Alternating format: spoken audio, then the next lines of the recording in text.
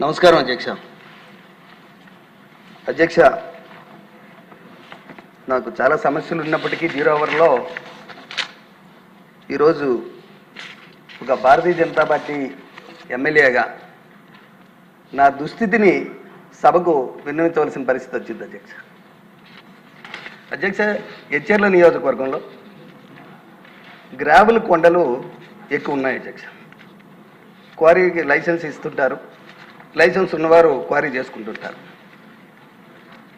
వైఎస్ఆర్సీపీ ప్రభుత్వంలో వైసీపీ నాయకులకే క్వారీలన్నీ వచ్చాయి అధ్యక్ష, వేరే వారికి ఎవరికి ఇవ్వలేదు.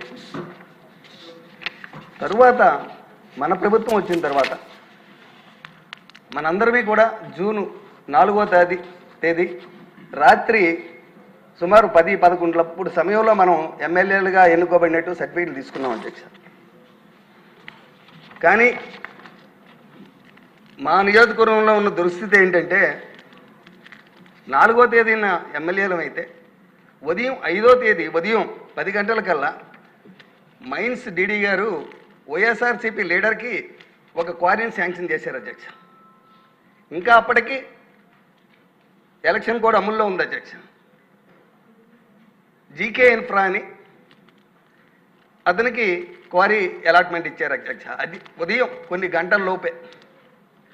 దీన్ని మన కూటమి నాయకులు కార్యకర్తలు తీవ్రంగా వ్యతిరేకిస్తున్నారు అధ్యక్ష.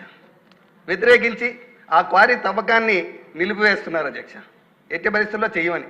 అక్కడ ల్యాండర్ ప్రాబ్లం రావడంతో లోకల్గా ఉన్నటువంటి ఎంఆర్ఓ గారు కానీ పోలీస్ సిబ్బంది కానీ పరిస్థితిని కలెక్టర్ గారికి వివరించి కలెక్టర్ గారు కూడా అనుమతితో క్వారీని ఆపమన్నా కానీ ఆపన దుస్థితి అధ్యక్ష. దీనికి దురదృష్టం ఏంటంటే వైఎస్ఆర్సీపీ నాయకులతో ఎంతసేపు అయినా పోరాటం చేయగలం అధ్యక్ష.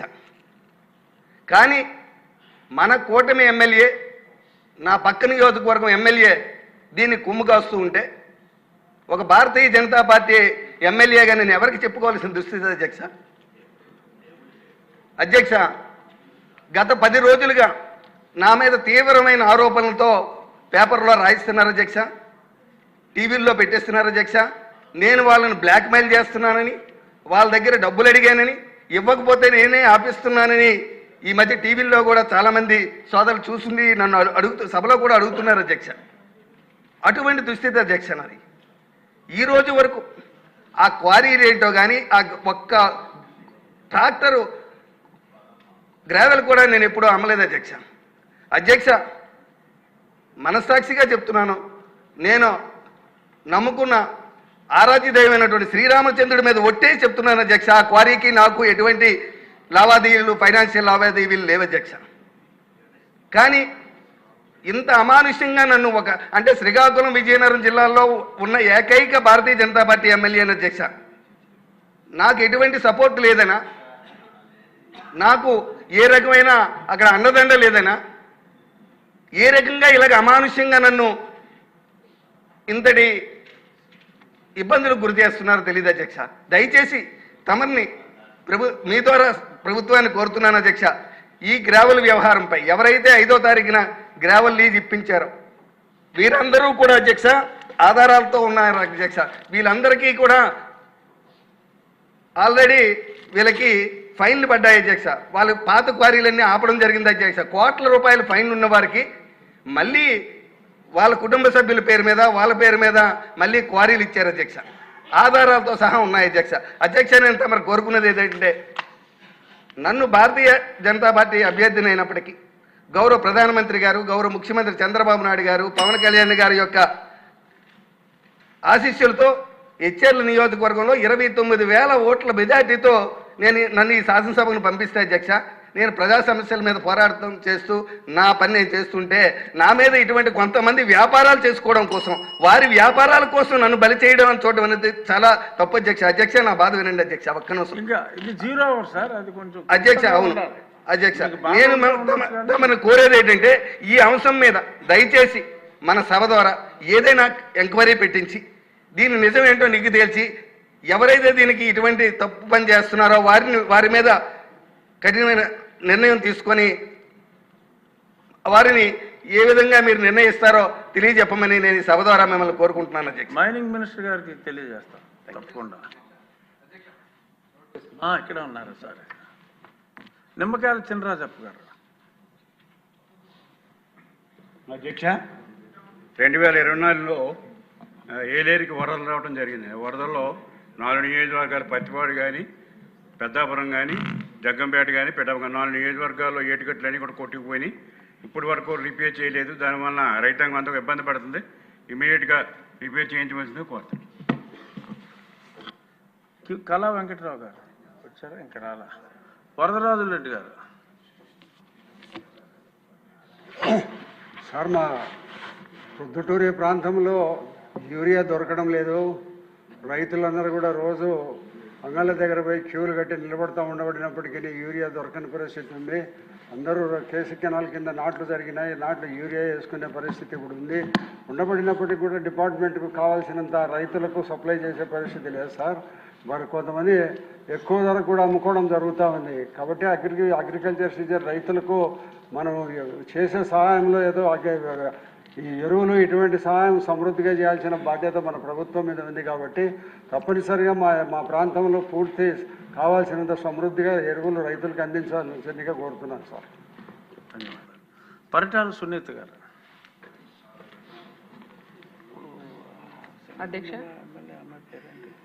దేశంలోనే అత్యంత కరువు ప్రాంతంలో అనంతపురం జిల్లా ఒకటి వెలుగులో వచ్చింది అధ్యక్ష. ఆర్టీటీ సంస్థ అధ్యక్ష, గత 50 సంవత్సరాలుగా పైగా అనంతపురం జిల్లాలో కాకుండా ఆంధ్రప్రదేశ్, తెలంగాణ రాష్ట్రాల్లో కూడా మొత్తం 152 మండలాలు, సుమారు 4000 గ్రామాల్లో 5 లక్షల కుటుంబాలకు ఈ సంస్థ సేవలు అందుతున్నాయి అధ్యక్ష. సుమారుగా 20 లక్షల మందికి ఈ సంస్థ ఉపయోగపడుతుంది అధ్యక్ష.